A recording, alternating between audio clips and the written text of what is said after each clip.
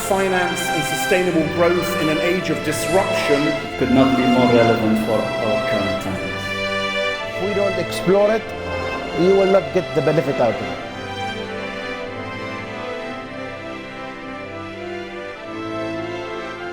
For 25 years, the WIBC has solidified that reputation. How technology is disrupting financial institutions, including Islamic banks.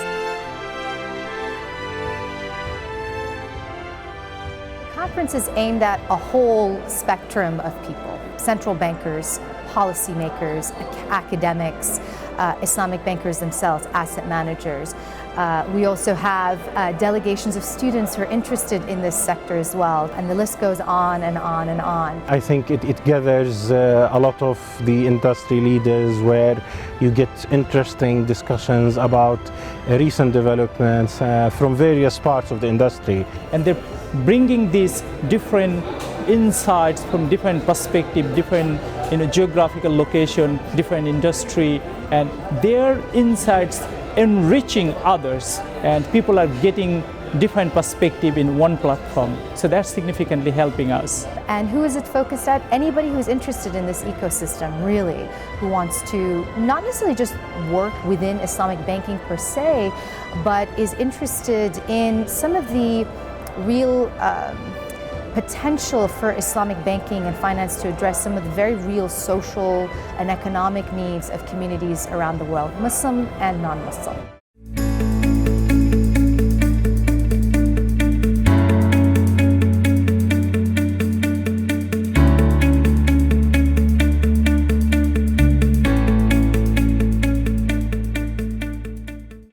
Theme this year: Islamic finance and sustainable growth in an age of disruption. Few of you will need reminding of the enormous momentum that has built around the Islamic finance industry.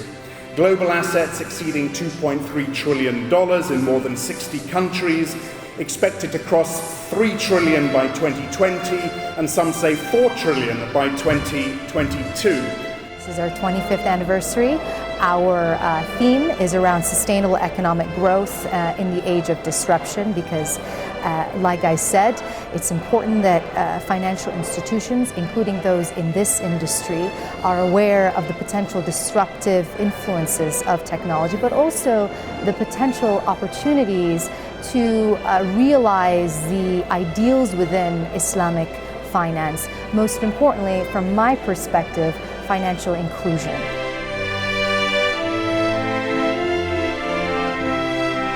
Bahrain has always played a very positive role with respect to Islamic banking. Actually, it has been a leading country. And initially, it started with 75 delegates.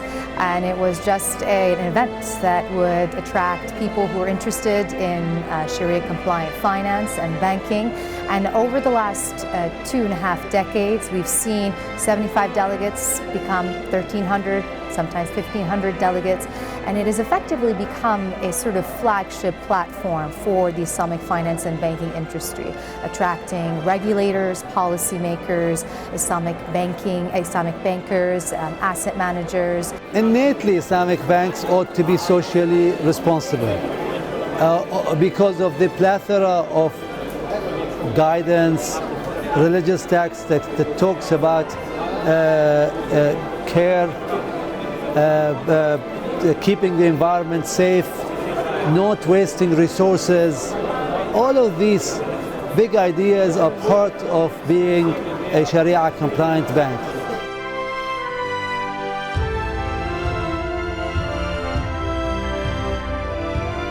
In addition to the specific skill set that is needed for Islamic finance, which I think is been challenging, but in the past few years there are a lot of universities that are educating Islamic finance. There is a lot of executives that have been trained in the sector, so that aspect is improving. We oversee and supervise the whole spectrum of financial institutions operating in Bahrain. We do banking, both conventional and Islamic, as well as we do ancillary services, and also lately we've been getting involved in also supervising fintech initiatives and companies.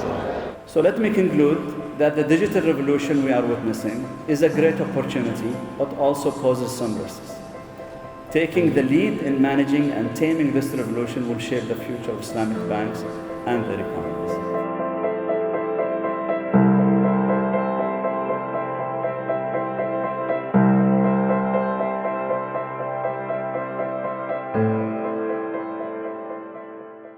How do you get people who are either underserved or completely unserved by the banking sector into the financial sector?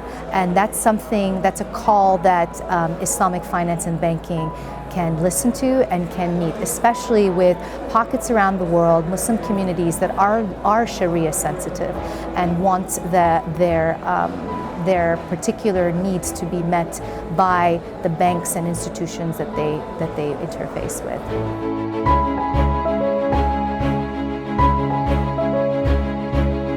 We kind of witness what Islamic finance has done over the years, and we being the pioneer in the market, like some of the product like Sukuk, as well as the project finance in an Islamic way, we have witnessed, we have contributed, and we have worked with our partners and with our clients and colleagues. Islamic finance, I mean, in my view, has been serving the top of the pyramid mainly. And I think the next step for the industry is to have an inclusion factor, not only for non-Muslims, but to include the Muslims that are not currently financed or banked in the countries where Islamic finance is progressing and growing.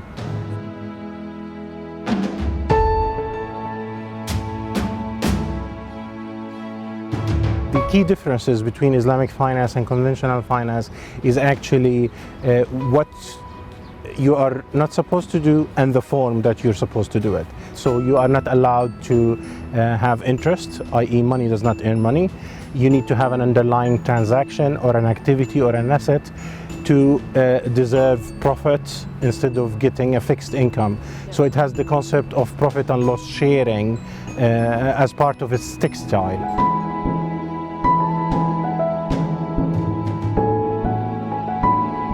Islamic finance has been practiced for 40 years. It might have been practiced for 40 years in the traditional sense, but some of the first women traders of Islam were women. I mean, Hazrat Khadija is probably the first trader of Islamic finance. She was the first convert, she was the first.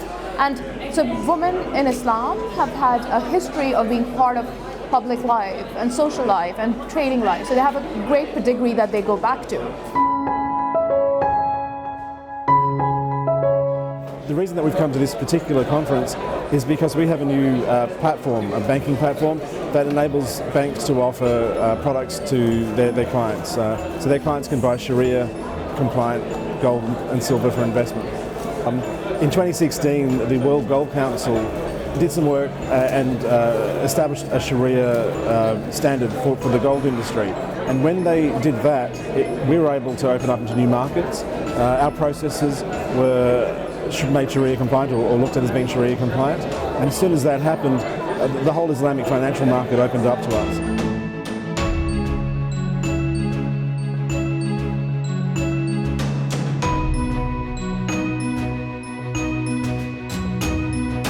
Certainly oil is without doubt the most important commodity in the world. And the oil price has an important dynamic on financial markets, because where the oil price is determines how monetary flow happens. So the higher the oil price, the better it is usually for economic development. That's what the World Bank and the IMF found out when previously they thought pushing prices down would spur economic growth. But with the lower oil price, you don't have a strong circulation of the US dollar. The US dollar is really the lifeline of the world financial markets.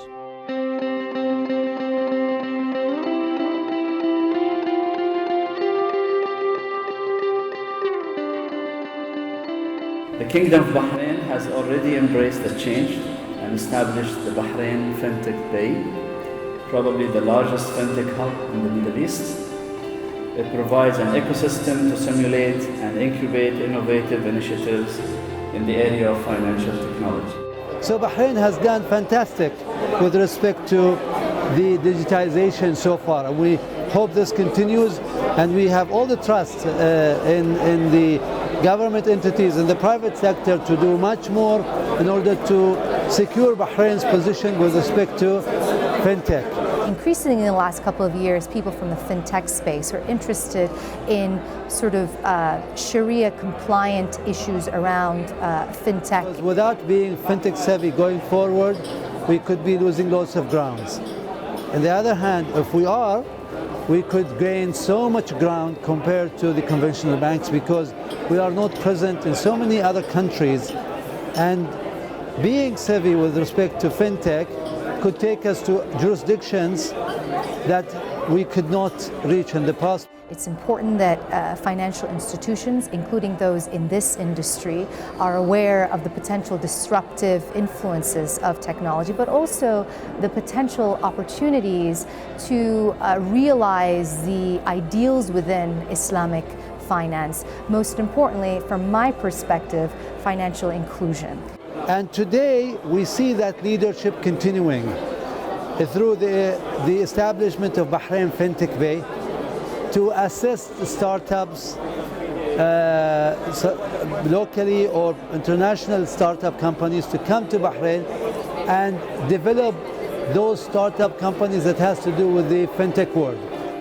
Facing this wave of digital transformation, we probably have few choices to resist the change. However, we do have the ability to manage and direct the change toward the best of our countries and our communities.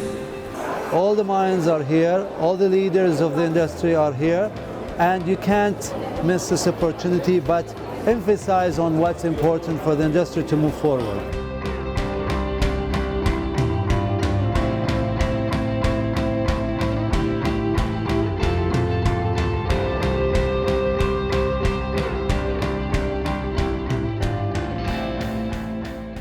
What we have here is R35, is a robot that can be placed in a branch. It's basically to do banking transaction.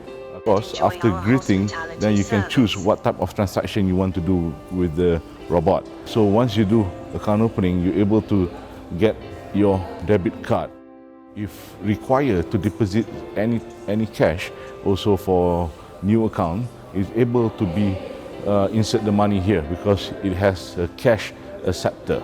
Okay, and when we talk about issuing of debit card, the customer able to do PIN change, okay, at this robot itself, and this has completed the process of account opening. And also, this robot can do cashless payment in terms because we have a EMV PIN pad that's supported by this robot.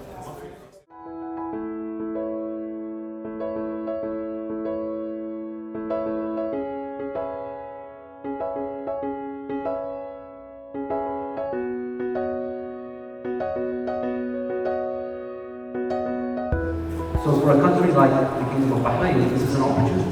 This is an opportunity for us to find, how do we find a niche that is relevant, that makes our country attractive, and that seismic shift allows the world order to change, and our region order. So the government is now, with the Ministry of Finance, is very keen on balancing its budget by 2021. Of course, they're trying to diversify away from oil, but I'm doing the exact opposite. I'm going to make sure that oil contributes even more to this, so I'll give our colleagues at the Economic Development Bank a hard time. They need to keep up their non-oil side of things even more than it is today. Restructuring was driven by the drop in oil prices.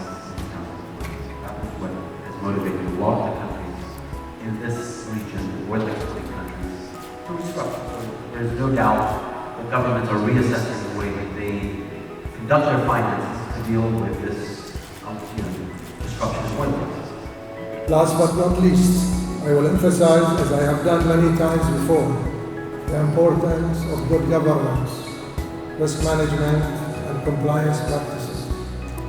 It is again a mindset issue, as most people think of compliance as merely cost center. we tend to forget the lessons learned from the global financial crisis.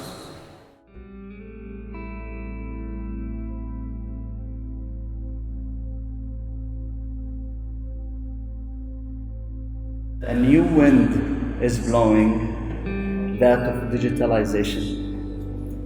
Ms. Lagarde pointed out how the fintech revolution is changing the nature of money and how this can change our interactive relationships.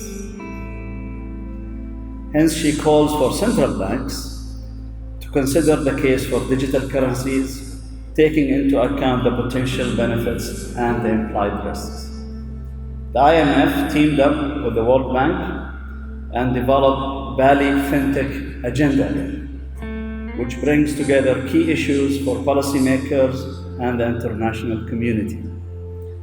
The agenda addresses 12 elements arising from the experience of member countries, and on top of this agenda comes to embrace the promise of fintech, to enable new technologies to enhance financial service provision, to foster fintech, to promote financial inclusion and develop financial markets.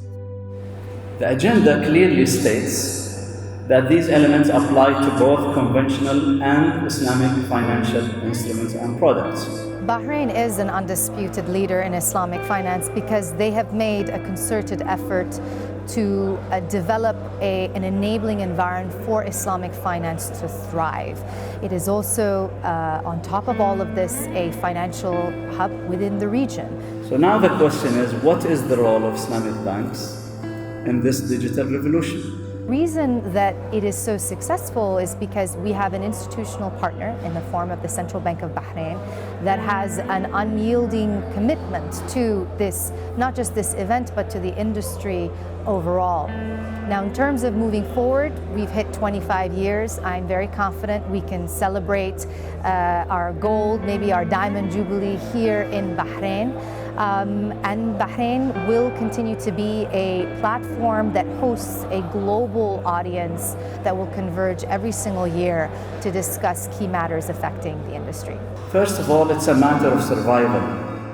Those who refuse to change are doomed to perish in one way or another.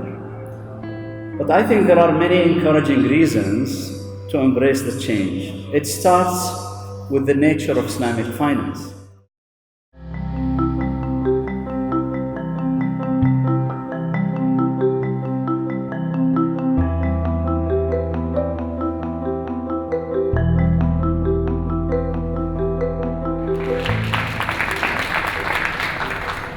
It's a wonderful story, and His Highness made this remark to me just as I was coming up on stage, and I have to say these remarks are not rehearsed. I have no notes. I'm speaking totally from the heart now.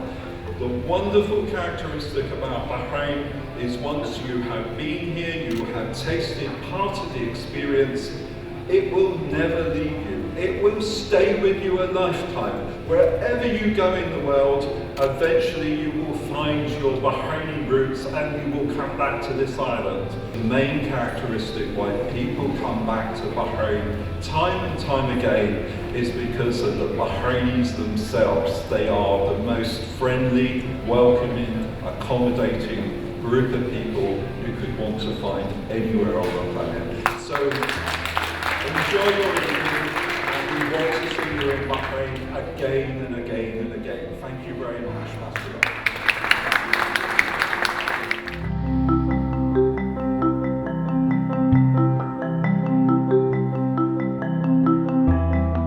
Elementary and all these different stages of education. We have not done enough, as I said. We have not introduced enough technology to that sector. We have not introduced modern material with respect to Islamic finance in that sector. And I think the Ministry of Educations or the Ministries of Education in the Arab and Islamic world have to take this seriously, because this is a market need. And we are losing a lot, and we are spending our time inefficiently educating people post the school period. Now with the technology, you can basically mix practice and theory in a very good way, right? But also faster than they used to be. Most universities focus mostly on theories, right? But with the development of technology, they can basically do a mix faster, and you will get better result. It's an obligation on us as Muslims to educate ourselves. And when I talk about education, it's not just Islamic education. I think conventional education is very, very important as well. So you're able to appreciate and create that fair value of the proposition anybody is able to offer. There are lots of financial and mathematical models that need to be developed in within the educational system before it reaches the industry.